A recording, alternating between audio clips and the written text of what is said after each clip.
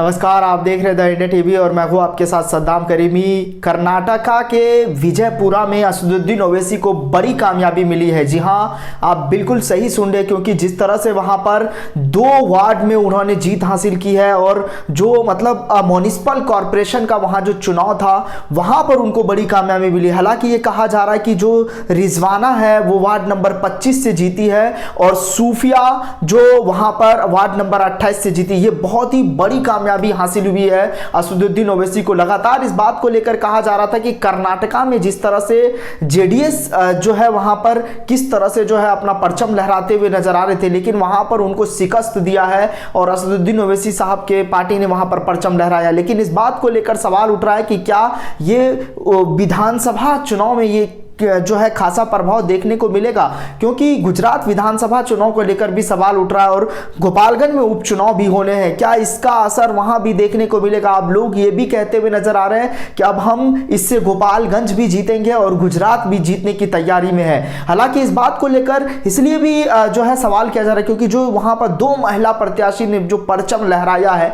और पतंग को आकाश में उड़ाया है, और इस बात को लेकर कहा जा रहा है कि किस तरह से उनको बड़ी कामयाबी हासिल हुई है। जी हां, जिस तरह से रिजवाना को कई जो है लोगों ने वहां पर, चाहे वो हिंदू हो मुस्लिम हो, तमाम लोगों का वोट मिला, सिख हो, और उसके बाद वहां पर तमाम लोगों ने वोट दिया और उसके बाद उन्होंने जिताया भी। लेकिन विधानसभा चुनाव पर यह क्या असर पड़ेगा? असदुद्दीन ओवैसी को लेकर उन्होंने अपने ऑल इंडिया मजलिस इत्तेहादुल मुस्लिमीन के पेज पर उन्होंने एक पोस्टर डाला और उन्होंने साफ तौर पर विजयपुरा के लोगों को शुक्रिया बोला और कहा कि थैंक यू विजयपुरा, आपने हमें 2 सीट जिताया। और उसके बाद वहां पर कई जो है प्रत्याशी उतरे थे मैदान में, 4 सीटों पर वहां पर चुनाव लड़े थे म्युनिसिपल कॉरपोरेशन पर कर्नाटका में, और कर्नाटका में ये जीत होना असदुद्दीन ओवैसी की बहुत बड़ी चुनौती को शिकस्त दिया है। वहां पर जेडीएस की वहां पर जिस तरह से दबदबा है उनको कहीं ना कहीं एक तोड़ा है। और उसके बाद अगर जो मुत्तहिद होने की जब बात होती है, जब जन्मीन मुद्दे को लेकर सवाल किया जाता है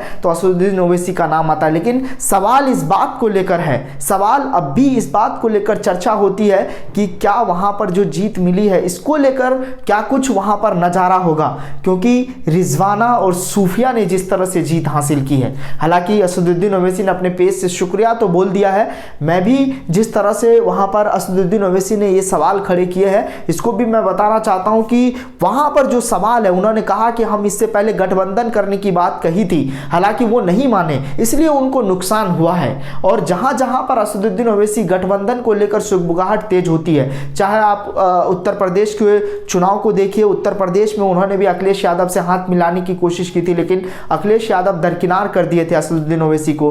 बिहार में देख लीजिए, तेजस्वी यादव के साथ उन्होंने हाथ मिलाने की कोशिश की, गठबंधन करने की कोशिश की थी 2020 के चुनाव में, तो उस वक्त उन्होंने हाथ जो है हटा लिया था उनके साथ। उसके बाद गुजरात में जो है अरविंद केजरीवाल के साथ कहा जा रहा है कि गठबंधन होगा, लेकिन तमाम चीज़ों को लेकर बिहार में मायावती के साथ असदुद्दीन ओवैसी हुए, लेकिन मायावती ने गठबंधन किया और दलित जो मुस्लिम वोट है, दलित मुस्लिम वोट को साधने की कोशिश किया और वहां पर कामयाबी भी मिली। हालांकि उत्तर प्रदेश में मायावती भी बिफर गई और असदुद्दीन ओवैसी को साथ नहीं लिए। लेकिन अब यह सवाल है कि कर्नाटका के जीत के बाद क्या गुजरात जीतेंगे, क्या गोपालगंज जीतेंगे, क्योंकि गोपालगंज में भी असलम मुखिया का एक दबदबा है, उनकी भी एक इमेज है। वारिस पठान वहां पर चुनाव प्रचार करने के लिए जाते हैं। असदुद्दीन ओवैसी, अकबरुद्दीन ओवैसी की मांग हो रही है वहां पर कि उनको भी आना चाहिए यहां पर।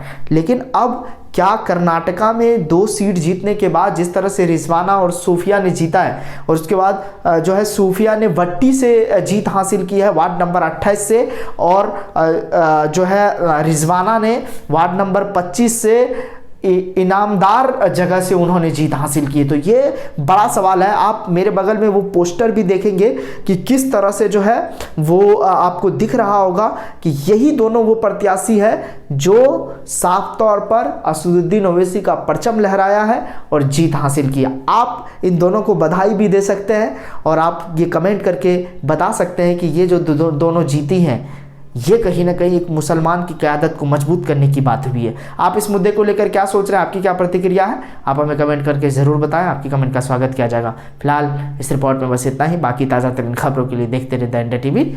नमस्कार। चैनल को लाइक, शेयर एंड सब्सक्राइब करें और बेल आइकन दबाना ना भूलें।